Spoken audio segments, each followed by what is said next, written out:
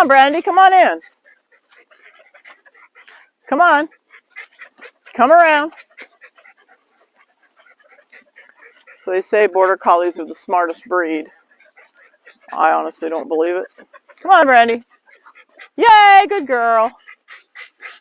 I don't think a Border Collie is any smarter than most other herding dogs or most other dogs in general. But they do have something called bid ability, which means trainability, a willingness to work for a master and to just do what they're told to do and do your bidding. And they have endless energy. They never run out of energy. But I've been living with Border Collies for about a quarter of a century and Australian Shepherds, and I don't really see where a Border Collie is any smarter than any other breed. I really don't. They, in my opinion, they don't make great companion pets because they are absolutely OCD for a job.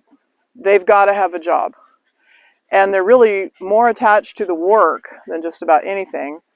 I can leave my Border Collies for a few days, and when I come home, they're no more excited to see me than if they saw me 10 minutes ago. But what they're excited for is, will you throw the ball? Can we go for a goose chase? Can we go to work? Can we go to work? Can we go to work? My little Aussies are more excited about seeing me. They're happier just to, get back together and celebrate that. But I just have never seen that with Border Collies. And I've had a lot of Border Collies. Of course, everybody's going to argue about this. I'm just telling you my experience. And I wanted to talk today about the difference between Border Collies and Australian Shepherds. Why I have never bred Border Collies, but I have bred miniature Australian Shepherds. Because I just think the miniature Australian Shepherd is much easier to live with than a Border Collie. And we have lots of room out here. We have a farm and lots of acreage and a lot of area for the Border Collies to run and the Aussies too. But a Border Collie is so hardwired for a job. That's what they live for. The little Aussies can make good just companion dogs for an active family. Somebody that'll take them for a good long walk a couple times a day. Somebody that'll throw the ball around. But they're just a lot more chill than the Border Collies. But you know, each dog is an individual. And even my dogs live in community. They're raised in community, which means I always have a lot of dogs. I don't just have one dog. And maybe if I just had one Border Collie and no other dogs, I would see something different. But when I compare and contrast the Border Collies with the Aussies over the years, I really don't see where a Border Collie is any smarter than an Australian Shepherd. And the 3 Border Collies that I have, one of them is not real bright. And the other 2 are real bright. One's a lot more independent. One is just more of a workaholic. One is just more of an all-around farm dog. He can chill, he can work, he can play ball. But so each dog, each individual in each breed is an individual. You can't just look up Border Collie, look up Australian Shepherd, look up Beagle, read about it and say, okay, well, if I go get one of those dogs, it's going to be like this. It's going to be like X, Y, or Z. And that's not true because they're born with a personality. They're also born with genetic propensities for whatever they were bred for. A Beagle is bred to put its nose to the ground and hunt. A Border Collie is bred to round up livestock, sheep, cattle, geese, ducks, houseplants, children, doesn't matter, cats, whatever. Australian Shepherds, same thing, but I tell you, I don't see the herding drive that high in my Australian Shepherds. Some of them have 0 herding drive, some of them have some, but they're really more of sort of an all-around, in my case, farm dog. They love to follow the horses on the trail. They love to follow my golf cart. They love to hang out on the deck with us. And they're not just running circles around and around the golf cart like it's a sheep and trying to herd it. They're not nipping. Now, I know there are some Aussies that can get nipping your heels and whatnot. I've never had one like that. Actually, my Border Collies don't do it either, and a lot of that might just be training. So really, if you go to get a dog, you're getting an individual inside of a breed. It is going to have breed characteristics. It is going to have drives to some extent, maybe at the lower end, maybe at the higher end, for whatever it's bred to do. So whatever breed you're attracted to, if you're looking at a dog just for looks, that's not really fair to the dog. You want to research that breed and figure out how it's hardwired, what kind of behaviors it's going to come with. But really, the environment, the breeder, the handling that the breeder did while the puppies were little up until 8 or 10 weeks when you get your puppy, your training, your level of expertise, how much leadership you can give a dog, whether you have a one dog or you have two dogs or you have a bunch of dogs like I do.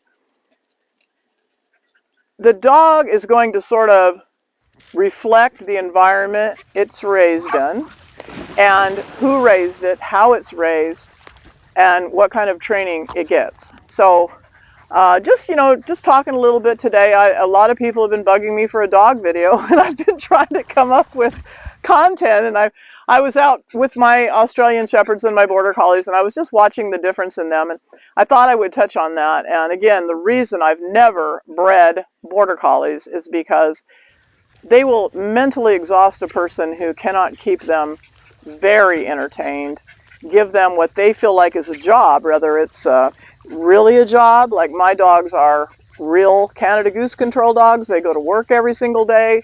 They make a living doing that. They're true working dogs. And then you can have, dogs, pretend working dogs that do trials or, herding ducks or herding sheep for prizes in a controlled environment. And that's fine because they think they're working too. They're working, whether they're doing obedience, whether they're doing fly ball, maybe they're doing agility, maybe they're doing tracking. But they have to have some kind of a job. They don't know that that's a competition. They think it's work. And so you've got to make that Border Collie, to fulfill a Border Collie, it has to feel like it's working at a job, whether or not it's truly working at a job. And with the little Aussies, I have 8 of them, and every single one of them has a different personality. Walk out here a little bit, kids. Come here. Come on, come on, come on, come on, come on. See, there goes the Border Collies running off, helter-skelter. But see, where are my little Aussies? They're right here with me. Come on, come on, come on, come on. They're right here with me. So here's the difference. There's 3 Border Collies out there in La La Land, and then I've got the 5 Aussies right here with me because they're just more companionable. The 3 Border Collies are like, what are we going to go do? What are we going to go chase? What are we going to go circle? What are we going to go herd? And the little Aussies are just right here with me, being my little companions. Come on.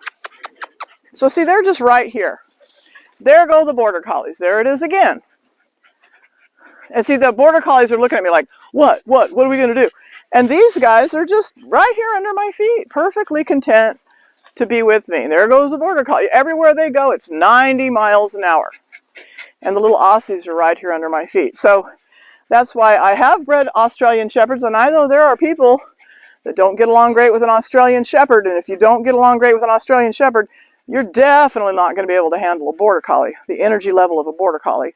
And this is just my opinion, but I have been true working dogs with Border Collies for over a quarter of a century. So, and why don't I use my little Australian Shepherds for Canada Goose control? Because they do not have what it takes. I can train a Border Collie left, right, and go, and come back to me, and then the rest of it's just instinct. They know how to get after those geese. They know how to circle the pond. They know how to balance me. If I'm on one side of the pond, they're on the opposite. If I move one way, they move the other. All that's instinctive. Australian Shepherd doesn't own that. I've never bothered to train an Australian Shepherd to do Canada Goose control. So, just kind of know what you're getting yourself into. Do your research. And little Aussie's going to need a lot of attention. They're more clingy, more Velcro-y. They're going to need a lot of training. They don't do good left home alone in the house all day in a crate or an exercise pin. Of course, there's always exceptions to every rule, but they need to be with their people. They need to be involved. If you're going somewhere, they want to go with you. If you're going to go watch your kid play ball game, they want to go watch it too. They don't want to do it. The Border Collie wants to get out there and hit her home run. And the Australian Shepherd's just happy to be with you. So those are just a few differences. I just wanted to make a a video for all my dog people that are, where are the dogs? Where are the dogs? All we're seeing is horses, and everybody's been wanting to see the dogs, so they're all doing great. And I do appreciate you, my subscribers, my commenters, my likers. I've been really trying to grow this channel for a long time to support my rescue horses, and of course, you know, it doesn't make much money. We're lucky to make $40 a month, but $40 a month goes straight to feeding my rescue horses. So every time you like, every time you subscribe, every time you share, you're helping my little tiny channel grow, and you're helping to feed my rescue horses. So thanks for watching. Don't forget to like, subscribe, comment, and share. Come on, you guys. And there go the Border Collies, just like clockwork. Here's my little Aussies right here at my feet.